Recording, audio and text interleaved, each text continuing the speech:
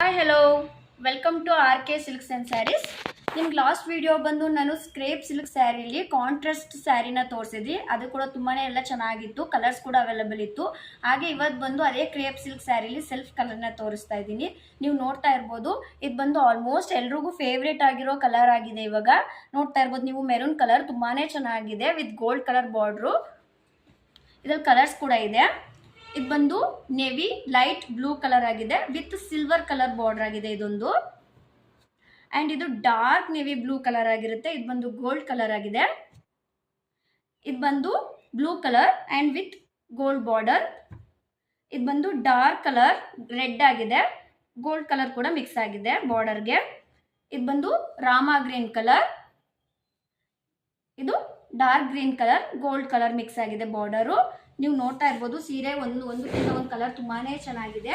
ನಿಮ್ಗೆ ಇಷ್ಟ ಆಗೋ ಸ್ಯಾರಿ ಕಲರ್ನ ಸ್ಕ್ರೀನ್ ಶಾಟ್ ತೆಗೆದು ಬೇಗ ವಾಟ್ಸಪ್ ಮಾಡ್ಕೊಳ್ಳಿ. Thank you.